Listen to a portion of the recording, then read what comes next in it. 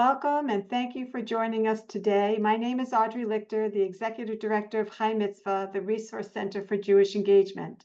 Today's Scholar Circle topic is Protocols of the Elders of Anti-Zion, the Global Conspiracy Against the Jews, featuring our own Dr. Andrew Pessin.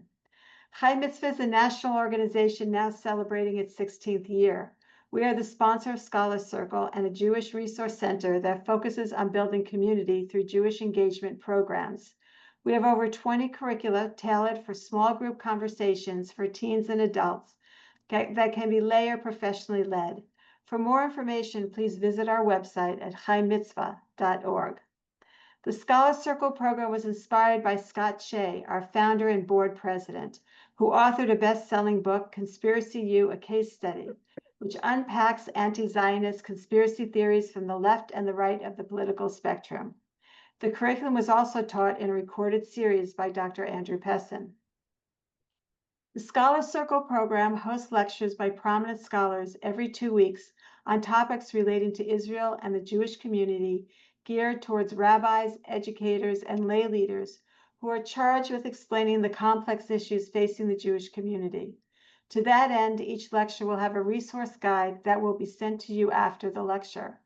A recording of each lecture will be accessible on our website and shared with you through email. We are excited to continue the Scholar Circle program, and we need your support. Scholar Circle has engaged over 3,000 participants since 10/7. Your donation will enable us to continue bringing international scholars to you at no charge to share their expertise on the evolving Jewish world in the aftermath of October 7th. Thank you to all of you who have already contributed. To make a donation, please visit chaimitzvah.org and click on the gold menu tab, Scholar Circle, and select Support Scholar Circle. This will be included in our follow-up email as well. Thank you for continuing to support this engaging program. The program's recording will be sent to your email in a few days and will also be available on our website at chaimitzvah.org. Tonight's lecture is given by Dr. Andrew Pessin. Dr. Andrew Pessin is a professor of philosophy and Jewish studies at Connecticut College and campus bureau editor of the Allgemeiner. His many books include Anti-Zionism on Campus, Poisoning the Wells, Anti-Semitism in Contemporary America, and the Jewish God Question, as well as several novels. One recent novel is Bright College Years, published in 2024 by Open Books. Long ago, he enjoyed some moments of fame portraying the genius on The Letterman Show. This lecture might go a bit longer because there is so much for him to share with us tonight. Dr. Pessin, welcome to Scholar Circle. Thank you so much for having me. It's a pleasure to be here. Thank you to the folks at Chai Mitzvah for putting on a really terrific series, and I do strongly recommend you support them if you can to keep the series going. And when we say it will go a little longer, we're not talking like hours, don't worry. Although I could go all night. I've been known to filibuster. So welcome, I'm Andrew Pessin. If you'd like to follow me on social media and stay abreast, particularly of campus anti-Semitism and anti-Zionism issues, this is the way to do it. I'm on X. I have a Substack now. I've actually recently started a weekly 10-minute video podcast summarizing the main stories of the week concerning campus anti-Semitism and anti-Zionism. That goes out every Friday. So if you sign up for the Substack, it's all free. You can get that. I moderate a Facebook group on called Anti-Zionism on Campus. So if you're on Facebook, please come join us. And there's my website just to find out more about me and my work. Most recently, I've published this 2-volume collection, Israel Breathes, World Condemns, a collection of my writings really over the last 10 years about the campus scene, documenting the trajectory that took us to October 7th. That's volume 1, and then documenting the aftermath of October 7th on campuses, how that played out on campuses. And of course, it is a dark and frightening story, and we are in dark and frightening times, and we need to take care of each other. So let's remember that. Okay, so tonight's topic, Protocols of the Elders of Anti-Zion. As mentioned, the global conspiracy against the Jews. Might go a few minutes longer because this is an enormous topic and we're only even going to skim the surface of it. The talk tonight is based on a pretty long, thorough paper I published on my Substack a few months back. You just see the beginning of it there. So it's adapted from that. Check it out. Again, it's available for free on the Substack if you're interested and want to get all the details and all the references and the citations and things like that. All right, so we begin with the most famous and most influential anti-Semitic book in modern history, The Protocols of the Elders of Zion. I assume most people are familiar with it. It appeared in the early 1900s and was disseminated by all the major anti-Semites of the 20th century, Russia and the Soviet Union, the Nazis, the Muslim Brotherhood, and Hamas, and so on. This famous forgery purports to be the minutes of a secret meeting that was held by the Elders of Zion behind the scenes of the First Zionist Congress in 1897. Of course, there are no such elders, and there was no such meeting, and much of the text was in fact directly plagiarized from a 19th century work on political philosophy. But those facts, though widely known from probably at least 1921 onwards, didn't stop the book from literally spreading around the world and directly inspiring Hitler's genocidal final solution, Hamas's jihadist final solution, and the long ongoing campaign of Russian and Soviet anti-Zionism. And what is it about this book that inspires such deadly behavior? It's that it reveals to the world the great conspiracy of the dastardly Jews aiming to control the world and subjugate and destroy all the non-Jews in the world. And it explains exactly in detail how the Jews plan to go about doing that by controlling the banks, the media, governments, starting wars, things like that. When faced with that dastardly evil doing, who wouldn't respond by attempting to annihilate the threat?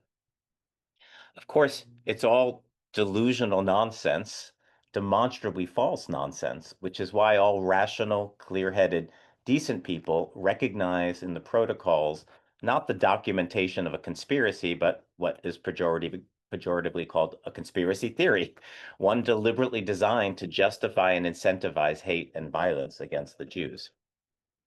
The irony, of course, is that all the attention paid to the protocols, believed by tens of millions to this very day to be factual, obscures the fact that there actually does exist a real global conspiracy, although in exactly the opposite direction.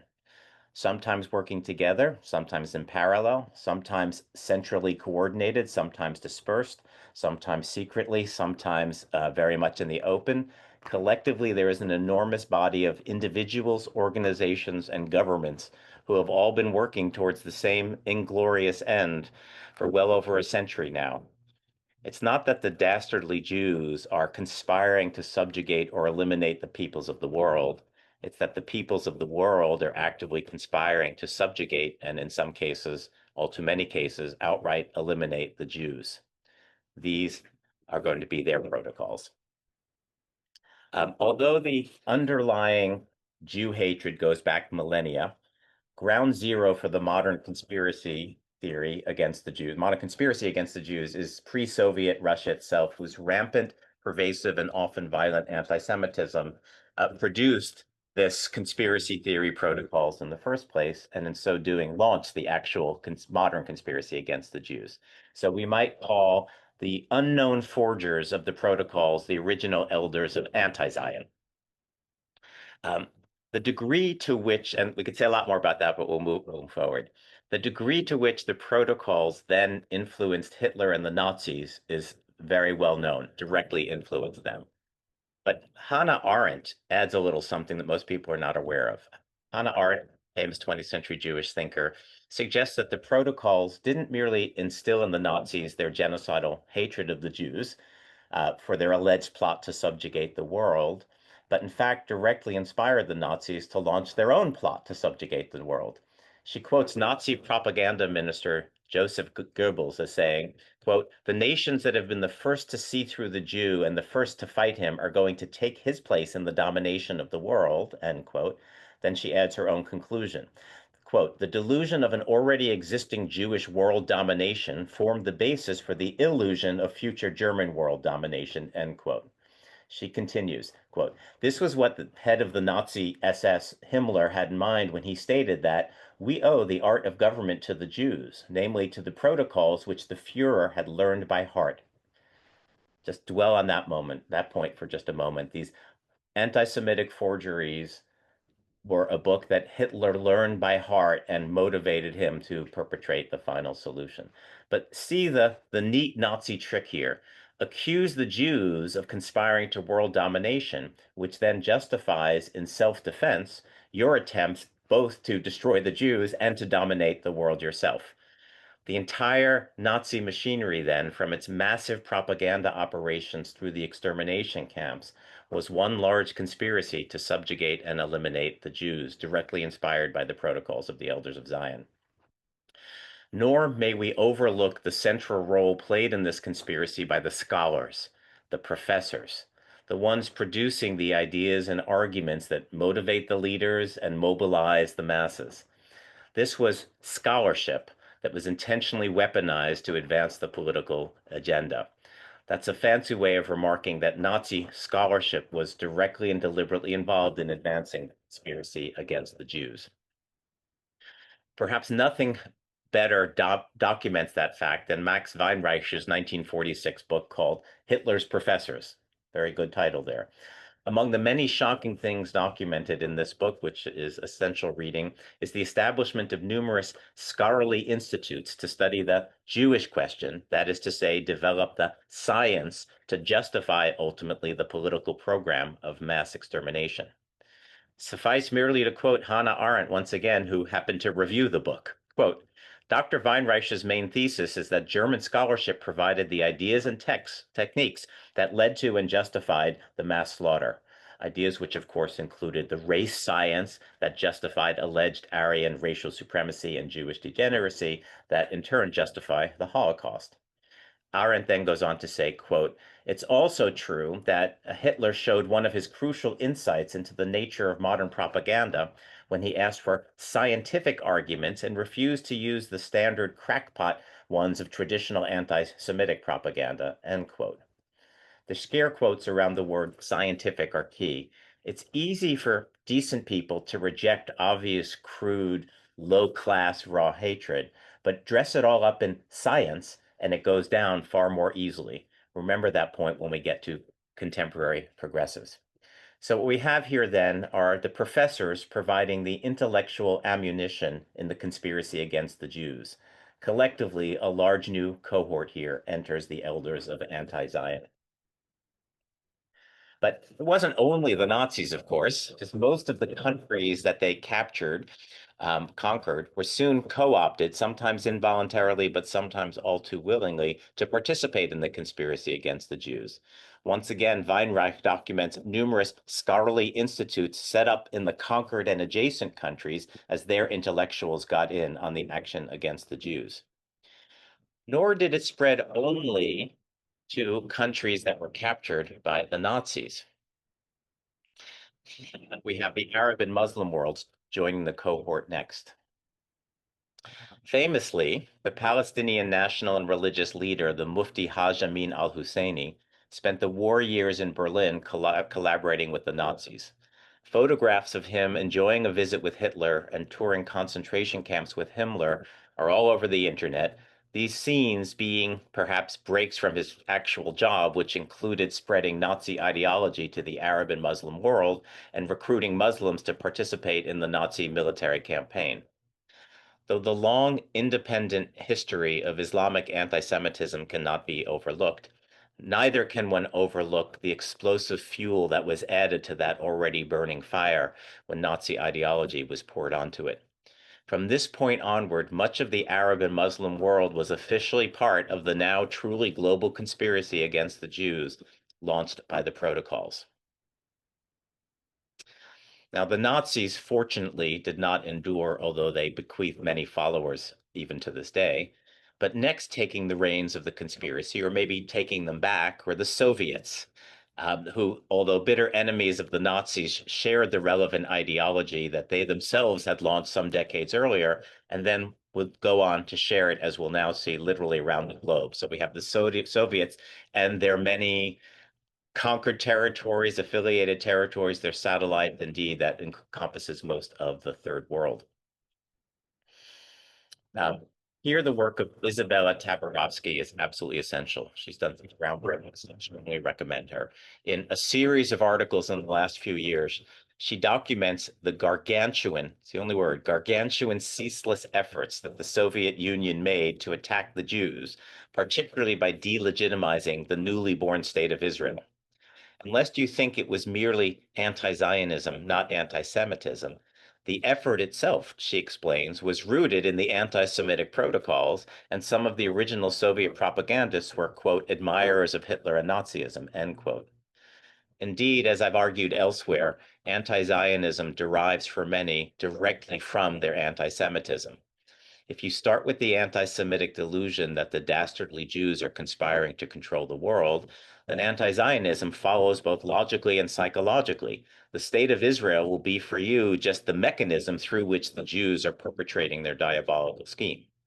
So thus with the Soviets, we have this quote on the screen, began another organized campaign, a veritable industry, a conspiracy, which in time produced, quote, hundreds of anti-Zionist, anti-Israel books and thousands of articles, end quote, published in the Soviet Union with, quote, millions of copies entering circulation in the country, end quote. But the campaign wasn't restricted to the already vast in itself Soviet Union. Many of these articles and books were translated into foreign languages, English, French, German, Spanish, Arabic, and many others, to be disseminated all over the globe through the Soviet Union's powerful state-owned media apparatus, quote, whose goal was to spread the truth about the Soviet Union in all of the continents, end quote. This truth was thereby spread to the many third world nations that were being decolonized during this period, many of which ended up in the Soviet orbit. Tabarovsky also discusses the many international conferences that the Soviets organized to spread this ideology throughout the third world. As for that translation into Arabic in particular, the Soviet Union, which of course was allied with the Arab countries for many decades, widely propagated its conspiracy all over the Arab world as well. But in this case, it involved more than just translating and disseminating these virulently anti-Semitic, anti-Israel tracts, important as they were. We'll focus now on the Palestinians and the Soviets' role in spreading the conspiracy to the Palestinians in particular. Here's something that needs to be more widely known. I don't know why it isn't, because it started in the Wall Street Journal, which is, of course, a well-known newspaper. A man named Yun Mihai Pachipa, who was the highest ranking communist official to defect from the Soviet bloc, offered some striking revelations in a 2003 Wall Street Journal article, as well as a subsequent interview in a later 2006 article. According to him, it was the Soviet spy service, the famous KGB, that dreamed up the Palestine Liberation Organization, the PLO, including handpicking and training Yasser Arafat, its most important leader, a task in the service of which, quote, the KGB destroyed the official records of Arafat's birth in Cairo and replaced them with fictitious documents saying he'd been born in Jerusalem and was therefore a Palestinian by birth, end quote. They trained Arafat thoroughly. They gave him a personal hero, namely the Mufti, Haj Amin al-Husseini, the man who visited Auschwitz and apparently reproached the Germans for not having killed enough Jews, so says Pachipa. The KGB continued to finance and guide the PLO over decades in its violent campaign against the Jews, in addition, of course, to being the primary military backer of the Arab countries engaging in their endless ongoing war against Israel. In the later 2006 article, Pachipa states, 1972, the Kremlin decided to turn the whole Islamic world against Israel. Much of the Arab world already was, but this is upping, taking it to 11, to quote Spinal Tap. This is upping it a notch. We needed to instill a Nazi-style hatred for the Jews throughout the Islamic world and to turn this weapon of the emotions into a terrorist bloodbath against Israel. End quote. Mission accomplished, one can only say, and naturally a key role in accomplishing this mission was played by everybody's favorite anti-Semitic forgery. Quote, in the mid-1970s, the KGB ordered my service to scour the country for trusted party activists belonging to various Islamic ethnic groups, train them in disinformation and terrorist operations, and infiltrate them into the countries of our sphere of influence. Before I left Romania for good in 1978, my service had dispatched around 500 undercover agents to Islamic countries. By 1978, the whole Soviet bloc intelligence community had sent 4,000 such agents of influence into the Islamic world. In the mid 1970s, we also started showering the Islamic world with an Arabic translation of the Protocols of the Elders of Zion. So again, we have this straight line, Protocols of the Elders of Zion, igniting the Nazis, igniting the Soviets, and the Soviets are now spreading it throughout the entire Arab and Muslim world. So it's heating up that particular branch of the conspiracy as well. They're all in on it. They're all participating. And lest you think that this Soviet-driven conspiracy against the Jews is somehow all in the past, consider the current president of the Palestinian Authority, itself an outgrowth and really related to the PLO, Mahmoud Abbas, currently serving the 21st year of his 4-year term. In 2016, the New York Times, no friend of the Jews or Israel, reported that Abbas had served as a KGB spy in Damascus in the early 1980s. This was entirely plausible, given that he had earned his PhD in 1982 in Moscow with a dissertation, with a Holocaust-denying dissertation that also, and this is one of many common anti-Zionist points, attempted to prove that Zionists were closely affiliated with the Nazis. If you're wondering where he got these anti-Semitic ideas, Tabarovsky describes the Moscow Institute of Oriental Studies, which awarded him his degree, as, quote, the linchpin of Soviet Zionology, the latter word in scare quotes to indicate the enormous slew of scholars producing the onslaught of anti-Semitic, anti-Zionist propaganda, and saw themselves as engaged in a scientific endeavor. So it was Zionology. So just as Hitler's professors had produced anti-Semitic science, then disseminated it wherever they conquered and into the Arab and Muslim world, so too the Soviet scientists, let's call them Brezhnev's professors, did exactly the same thing, with the Soviets going even further by establishing the PLO, training its leaders, financing and guiding its virulent anti-Jewish activities, including massive terrorism over the course of many decades. Needless to say, this Soviet quest to fuse the long history of intense Islamic anti-Semitism in these regions with the more modern protocols conspiracy anti-Semitism was enormously successful, thus producing the intense Arab and Muslim Jew hatred with its concomitant desire to subjugate and eliminate the Jews we see today. And by the way, reports always, people who travel throughout the Arab and Muslim worlds regularly report finding copies of the Protocols of the Elders of Zion available everywhere in bookstores, in houses. There have been reports that even in Gaza, Israeli soldiers find the book in many of the houses in Gaza. And the book is there not as a scholarly thing to study the forgery, that's a legitimate purpose, but because they believe it's factual. Right. So believing that the Jews are conspiring to dominate and eliminate the peoples of the world is what justifies and motivates their desire to dominate and eliminate the Jews. Two items of particular note concerning this campaign. First, it was carefully, intentionally, deliberately crafted to delegitimize Zionism. So deliberate efforts were made to link Zionism to and identify it with Nazism, to identify it with all sorts of terrible things like racism, imperialism, colonialism, etc., and accuse it of every sort of horrible crime, such as genocide, apartheid, and so on. If that sounds familiar, it should. Today's progressive movement is just echoing exactly the Soviet campaign. Particular impetus to this effort was given by Israel's stunning victory in against the Soviet-backed Arabs in the 1967 Six-Day War, which motivated the Soviets to shift from the military war against the Jewish state and to what people today call the cognitive war instead. They continued the military war, but now they're throwing resources into the cognitive war. This they did as guided by their scientists, their Zionologists, by going all in with their newly created Palestinian identity, led by their newly created PLO. So the plan now became to reconceive the entire conflict in the region. Prior to 1967, most understood it, especially in the West, especially progressives in the West, understood it as a conflict between the Jews and the Arabs, the minority Jews against the majority, the much more powerful majority Arabs, the Jews being David to the Arabs Goliath.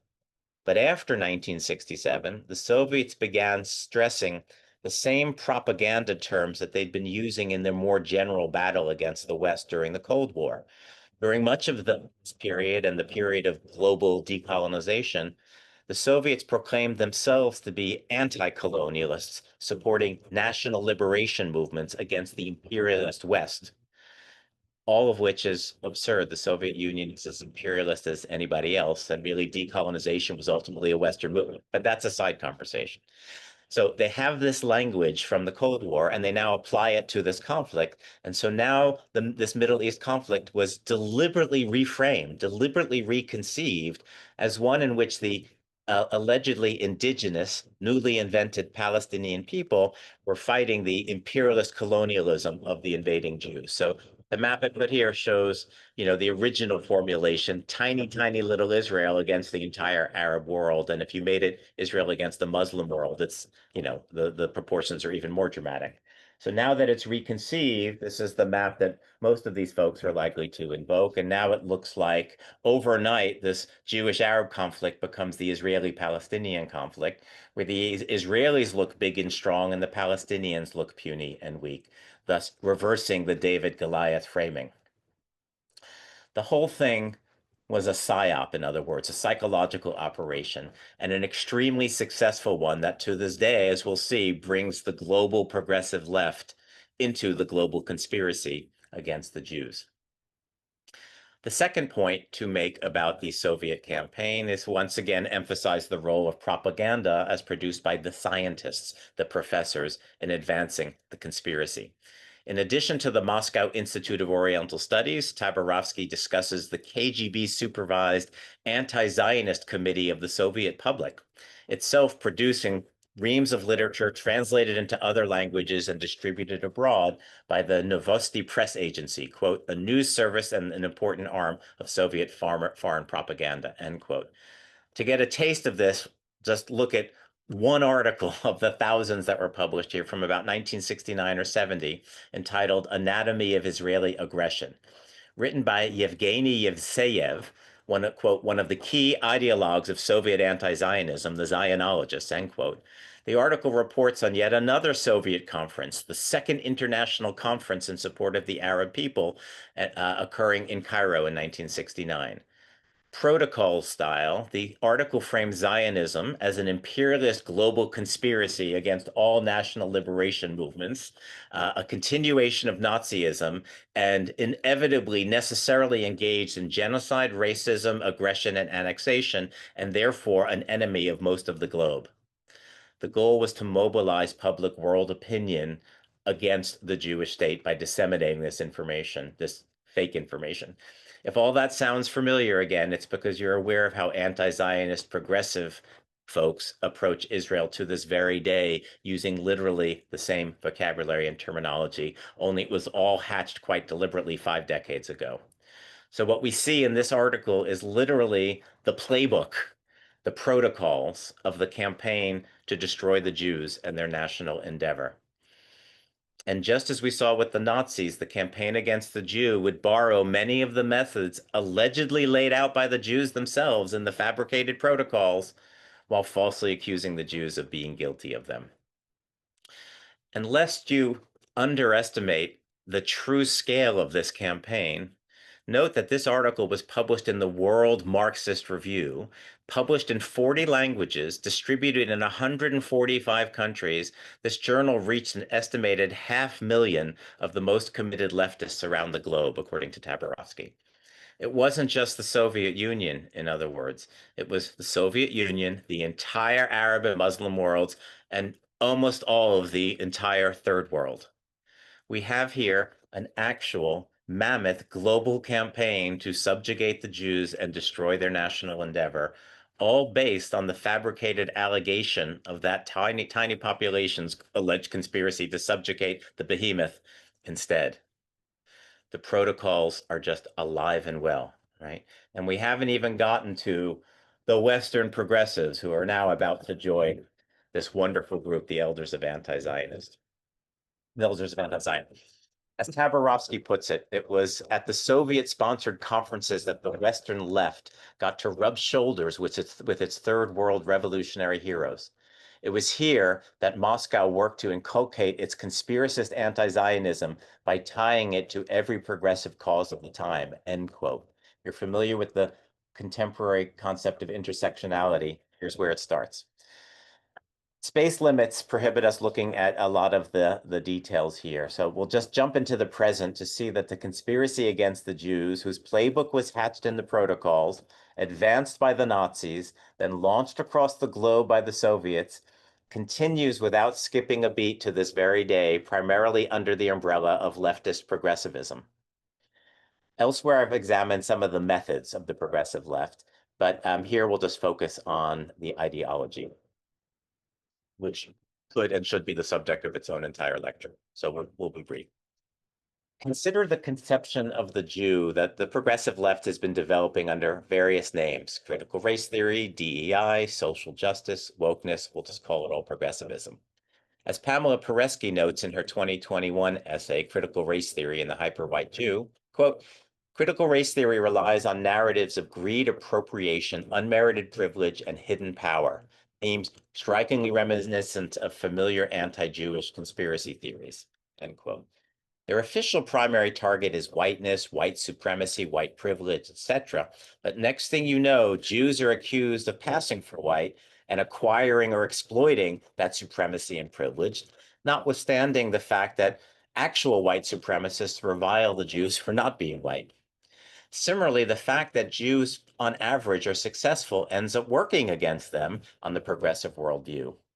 Never mind that many Jews are not particularly successful, that Jews had to overcome enormous prejudice to earn whatever success they have earned. Rather than see the fact that Jews are disproportionately represented in some impressive fields as a reflection of that success, as something to be admired and imitated by other marginalized groups, of literally overcoming oppression, that disproportion is instead labeled inequity and interpreted as a matter of unearned privilege, of the Jews operating as an oppressor class that keeps more marginalized people down. In effect, on the progressive view, Jews collude with white supremacy to obtain and perpetuate their higher status to the detriment of the marginalized identity groups, women, people of color, LGBTQ, etc. So Jews, in other words, are responsible for oppressing nearly everybody. And the more successful the Jews are, the more evil they turn out to be. The protocols couldn't describe it any better. It's literally identical to the conspiracy theory of the protocols. Paresky doesn't specifically address the Israel aspect, beyond observing that the progressive left uses the latent anti-Semitic themes of critical race theory to propagate a false narrative about Israel, end quote. But the application of this ideology to this conflict is actually quite straightforward. Notwithstanding the actual facts, Israelis are seen as white supremacist oppressors of the Palestinians, who are seen as oppressed people of color. Because group identity trumps individual identity, it amounts roughly to asserting that every single Israeli is a white supremacist, even the dark-skinned ones, oppressing every single Palestinian who are all persons of color, even the fair-skinned ones. With group identity trumping individual identity, and with the false narrative that Israelis are engaging in an ethnic cleansing, genocidal subjugation campaign against the Palestinians, then every single Palestinian, even the ones who might be doing quite well in life, is justified in, quote, resisting every single Israeli, even the ones who might be doing quite poorly. Therefore, no Israeli can ever be a victim. Israelis are oppressors, all of them. No Israelis can be a victim, and no Palestinian can ever be an aggressor or a perpetrator.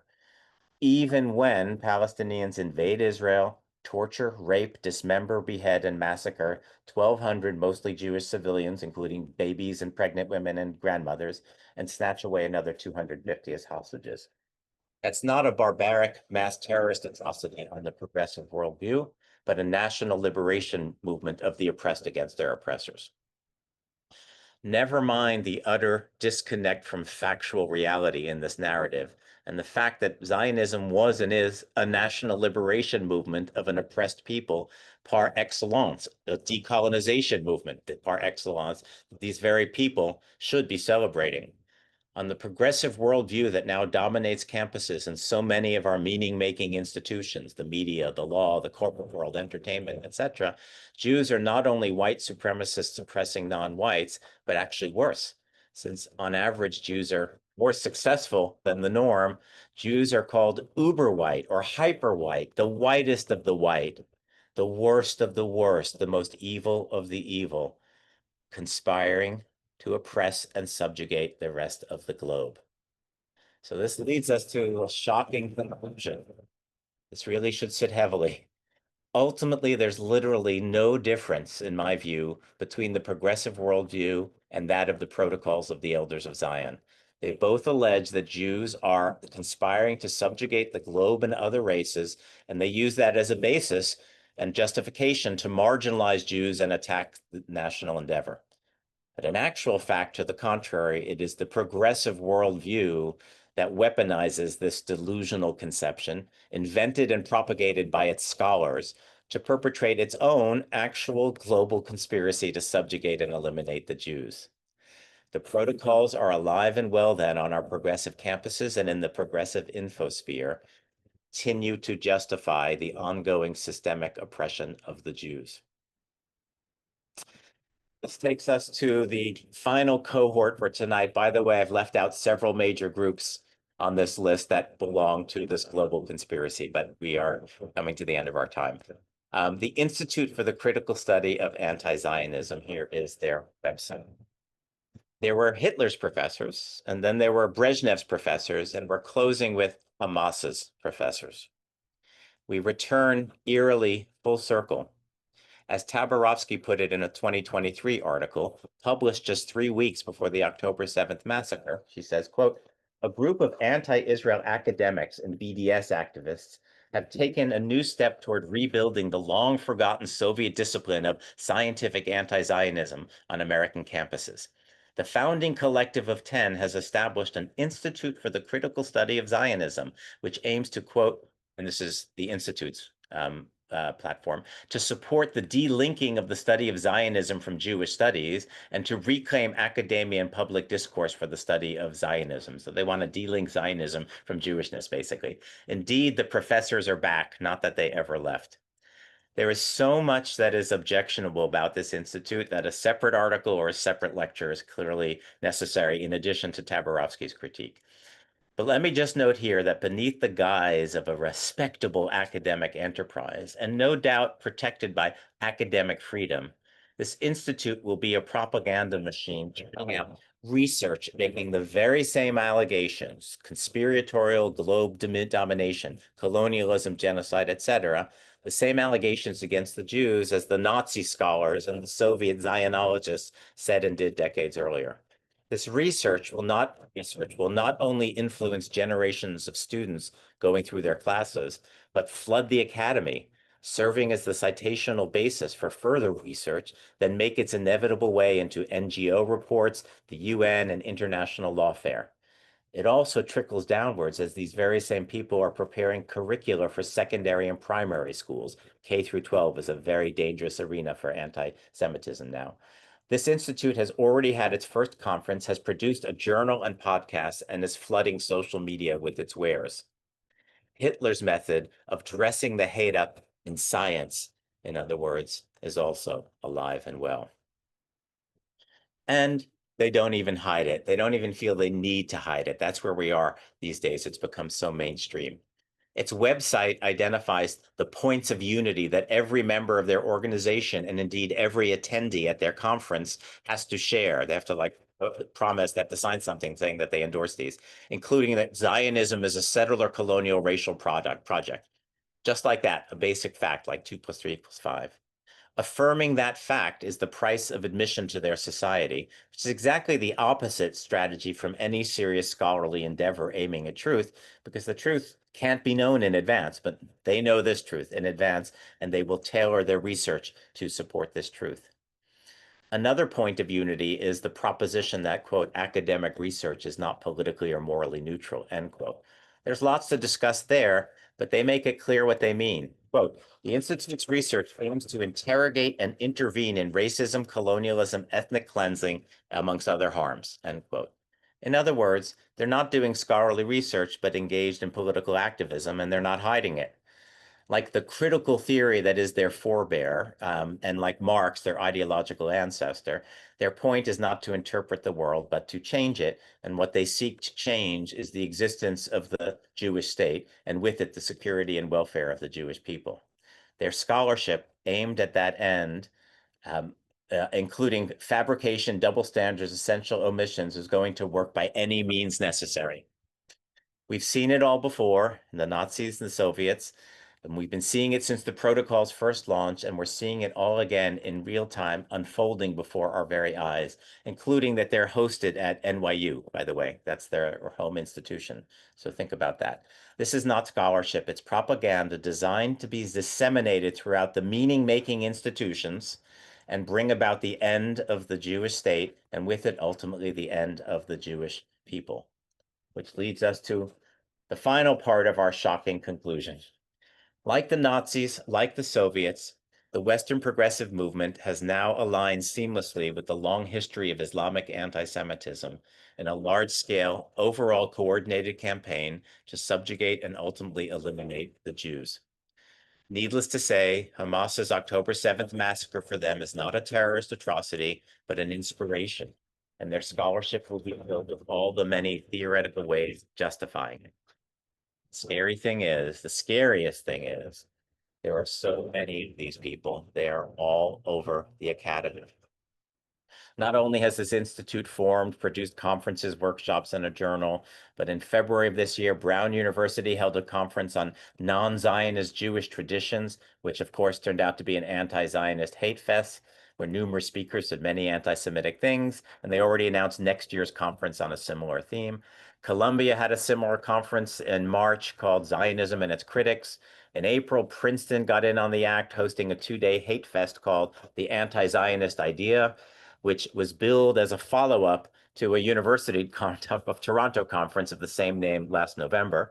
And my own institution, Connecticut College, had, as of April of 2025, just a few months back, the end of the school year, had enjoyed a 13 lecture and counting hate series. That's my name for it, because apparently 12 lectures repeatedly alleging that Israel is evil, evil, evil, and therefore so are the Jews who support Israel, were not enough to make their point. Hamas's professors, indeed.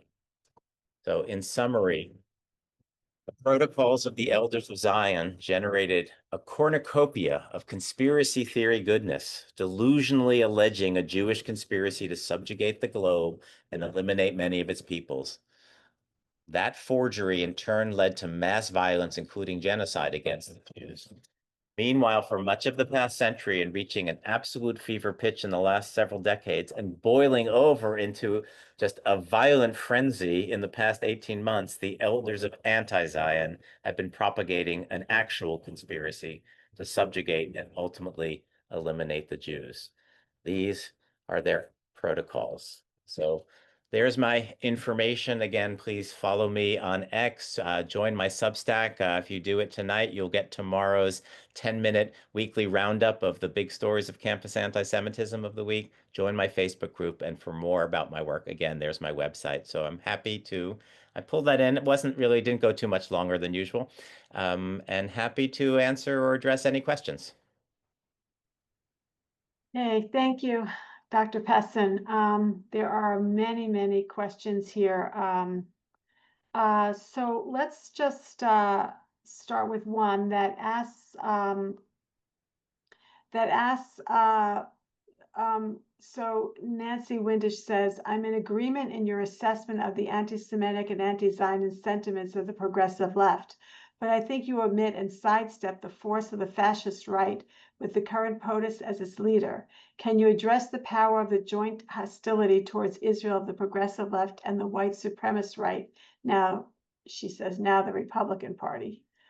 Well, leaving aside some details of politics, I Right. couldn't. I did mention I left out several major groups from that list, and so the right, and there's a number of groups on the right that would count. So I'm not omitting them by omitting them is not suggesting they're not part of the global conspiracy. They very much are.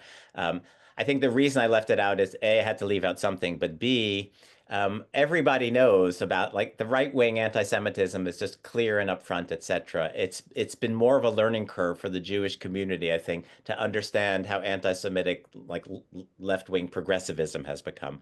So I felt it more important to spell that out and point out that left-wing progressivism really is literally just invoking all the tropes of Soviet anti-Zionism themselves inspired by the protocols. It's important to expose that because the left-wing progressivism is what controls most of the major universities and the infosphere. So it was more important to spell that out, but I'm not intending to give short shrift to the fascist right and the scary anti-Semitic right, which, by the way, has become empowered in the last several years. And I actually think it's the rise of the progressive left that has helped empower not the progressive right, but the anti-Semitic right as well. But that's probably a topic for another lecture. And we will have you back shortly.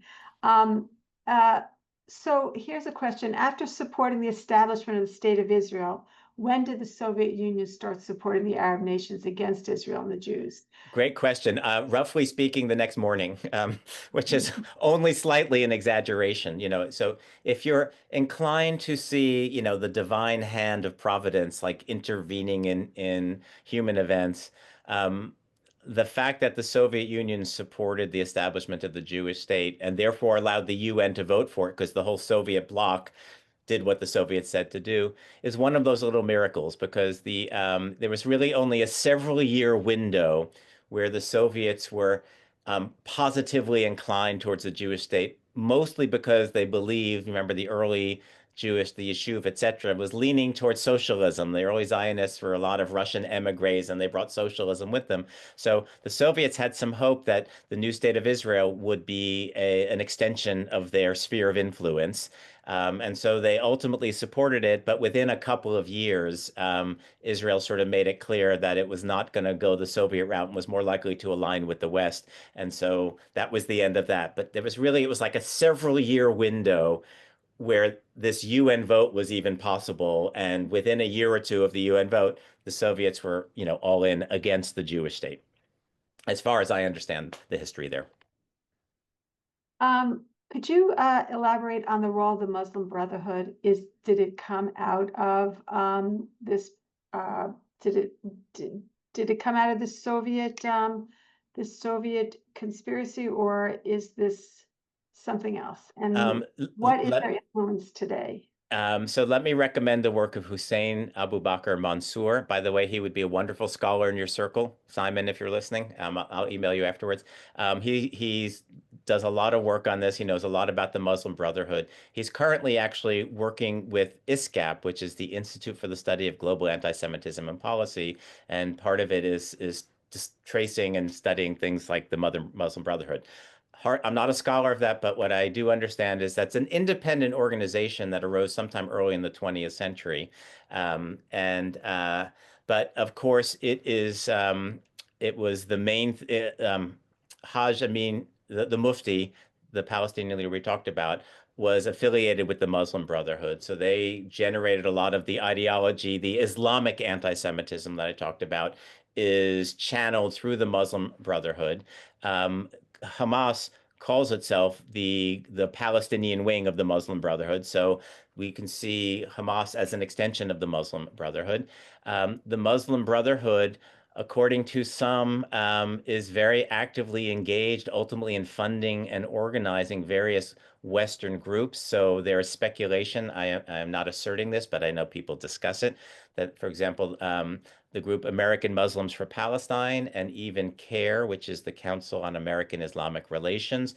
The funding of these groups is a little bit murky. People are investigating it, but there's strong evidence to think that the Muslim Brotherhood is funding these groups. AMP is directly behind Students for Justice in Palestine. And CARE is also affiliated with BDS and SJP, and that's how these things get onto campuses. And indeed, there was a famous FBI recording. There was a wiretap in the mid 90s, and I can't remember exactly, representatives of several of these Islamic, let's call them terrorist groups, and I think the Muslim Brotherhood was amongst them. If not, it shares the ideology. But they recorded a conversation which they were laying out their protocols for taking over the West. And the way to do it was the soft targets, which was the universities and university students who serve as useful idiots, if you know that expression from the communist days.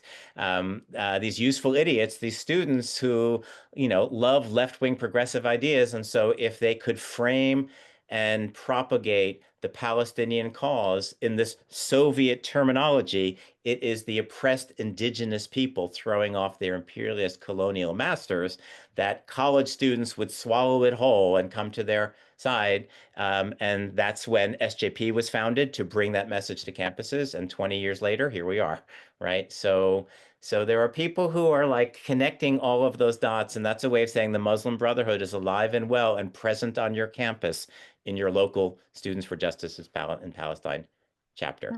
Some of that is speculative, but that's what people are discovering. Again, check out Hussein Abu Bakr Mansour for more details on that. Okay, I'm going to ask a touchy question. You can sidestep it if you want. Okay, all right. There is some interest in what happened at Khan College, and what could you talk a little bit about who and what group sponsored this series, and what was the role of the administration, and what is the status, and is there anything that's being done? And there are a lot of questions about this. What can we do, and what is being done on the college campuses? There's a lot of questions about how can we combat this, and what kinds of programs are in place, if any. On a side note, I just noticed the Wall Street Journal today had a big full page picture, of the hostage who has been asked to dig his grave. And Yeah. it was horrible, but the first time I've ever seen that in the Wall Street Journal. I hope that it was funded by the Israel, I think. Oh, it was an ad. It wasn't the news Ad. coverage, right? Right. It Yeah. was a big ad, a full page ad. Right. That's the only way, some activists have gotten little pro-Israel things into the New York Times, is you have to like take out a full page ad, spend Right, tens of right, thousands of dollars, because the New York Times isn't going to give you the pro-Israel angle, generally speaking. right. So let me just say one thing about this lecture series at Connecticut College. There are several very, very anti-Israel professors there, and they literally within a week or two of October 7th began bringing people in. They called it initially the Connecticut College Educational Series on Israel Palestine. I objected vociferously to that because that made it sound like the college endorsed it. I also objected to the word educational, but they removed Connecticut College from the name of it, but they did not remove the word educational from it. And basically, the way I see it anyway is, within a week or two of this horrific massacre of Jewish civilians, they brought in a whole series of people to explain why that massacre was justified and necessary and good. And, they called it an educational series, and it was one anti-Israel professor after another talking about Hamas's professors. I think every single person on that list counts. There are some very big names on that list. So they clearly had some source of money. What I know is the college, the dean gave them some money. And I have no objection to that, because the dean's policy is if anyone asks me for money, I'll give them money for a lecture series. I asked for money. I countered that series. So the first year, I think they brought in 8, and I brought in 8. Problem was, I was all alone. I was like me against a whole bunch of people, right? We're outnumbered, and that was recreated on my campus. And so it was exhausting to bring in 8 people, but I wanted to match them 1-to-1. They then continued in the second year, which was last academic year, and brought in at least 5 more. And at a certain point, I finally reached out to the dean and I said, I really think you should stop supporting them, stop giving them money.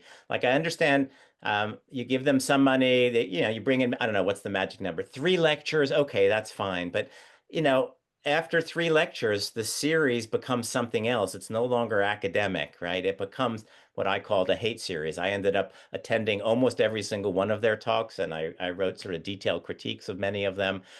I had to bear witness and I had to be the voice that protests against them. My point is, the college gave them some money, but cut off the money at a certain point when they realized this is getting ridiculous, right? 13 lectures is just absurd. But they clearly have some other source of funding, and academic freedom, protects them. So all I can do and all others can do is attend the talks, ask hard questions, publicize your criticisms of the talk, and put that kind of public pressure, the public intellectual pressure of criticizing the talks. More generally, what can you do? That is the question, right? And it was wonderful. We had a good crowd on this webinar. I'm not the best person to ask about practical matters. I'm a philosopher. I tend more towards the theoretical and the scholarly, but I do recommend a few things. One, first of all, be informed. You have to know what's going on in order to do anything about it. So I recommend subscribing to the Allgemeiner. Just go to allgemeiner.com. It's a free daily email newsletter with all the highlight stories of the day. The Allgemeiner focuses on Israel and Jewish issues and does a lot of work on the campus, which is my special area. I also recommend sign up for my Substack that called Pariah. You can find it, I'm sure, by Googling my name, because I do this weekly podcast giving you the highlights of the campus scene. And I would recommend not only my own Facebook group, Anti-Zionism on Campus, but Mothers Against College Anti-Semitism on Facebook. You don't have to be a mother. You do have to be against college anti-Semitism. The group has 60,000 members. It's amazing. So to just be informed, and also there you begin finding other people who are activists and want to get involved. And so there are regular action items on Mothers Against College Anti-Semitism, everything from letter writing campaigns, which I think are important. There are a number of groups that are actually organizing sort of mass letter writing campaigns. You'll find out about them through MACA, Mothers Against College Anti-Semitism, to showing up, boots on the ground. So MACA at certain hotspots, when there's protests, they'll show up at a campus and be the counter protest and the opposing voice. So I strongly recommend joining MACA and getting involved there. There are a number of groups that do wonderful work on campus. First and foremost, education, right, is these campaigns against Israel are just based on lies. It comes right out of the Nazi it goes back to the protocols. It's all a fabricated forgery, but the world swallows it whole, right? The Nazi propaganda, the Soviet propaganda, this Institute for the Critical Study of Zionism's propaganda. It's just lie after lie after lie, enormous lies, repeated lies, etc. I have written my best effort to refute the major lies. It's available for free. If you go to ISCAP's website, there's a PDF, and I'm refuting genocide, ethnic cleansing, apartheid, settler colonialism, all that sort of stuff there. So education's important. We need college students, especially young Jewish students entering college now. I'm sure lots of parents have questions about that. My own child is entering college. Lots of questions. The best thing is to be informed, to raise a child with a good Jewish education and a good knowledge of the history of the 20th century, the establishment of Israel, etc. There's plenty of good books out there. So education, and there's some groups that do a lot of work on campus educating students. I would recommend Stand With Us, join them, support them. I would recommend Students Supporting Israel, which is it's become a big campus group now that is really unabashedly pro-Israel. Hillel does some good work. It's a little more complicated. Hillel's, I can talk about if you like, but if you want to support a Hillel, that's fine too. Chabad is doing wonderful work on many, many campuses. They are proud to be Jews, and that's the last thing I'll say. It's not just being informed. Doubling down on one's Jewish identity is the single most important thing. We have nothing to be ashamed of. In the circles we inhabit, this infosphere, these progressive spaces, colleges, the media, Jewishness has become toxic. That's what this propaganda has done. That's what the Nazis did. Once they made the Jews toxic, it's not such a big deal to annihilate them. That's what's happening right now. Jews are being made toxic. We need to fight that. We need to reclaim that by doubling down on our Jewish identity, which includes Jewish education, webinars like this, includes reaffiliate with your synagogue, double down on your Jewish practices. If you're comfortable, wear your hostage pin or wear your Magen David. Outwardly, put an Israeli flag up. It's scary to do that because it's a dangerous world. If you can, do it. If you can't, one understands. But that's what to do. Inform yourself, inform your kids, and double down on your Jewish identity. And we'll get through this because we've gotten through worse, right? If you know anything about Jewish history, I think we're entering the next dark phase, but we win in the end. Not every individual wins, but the people wins. Am Yisrael Chai, basically, in short. Okay, there's many thank yous here as well for the work that you do, and it is truly you are an inspiration to all of us. That you are. Well, thank you. I do this because at one point I was under a very serious attack, and I got a lot of support from a lot of people around the world, and that made me realize, one has to stand up. And like I said, I'm the only person on my campus, the only professor on my campus who openly supports Israel, and it's lonely and difficult. That's why my Substack is called Pariah, because that's how I feel. But I know that if I don't do it, then nobody does it. And that's just not an acceptable outcome. And the support from, folks here, please do follow me, hopefully I can get 5 or 10 people to get more involved and be active, and then they can get 5 or 10 more people. I do believe this is a major crisis for the Jewish people, not just in Israel, but in the diaspora in America.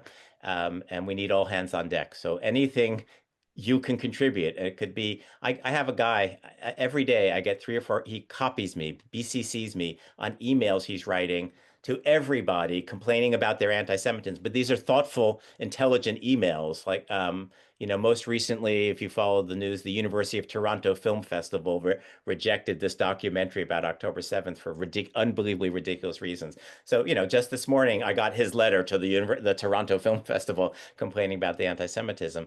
These are great letters, and he does this individually. And for some reason, he copies me. I don't remember if I even know him, but I get like 3 a day. He's busy, and that's what he can do, and it's wonderful.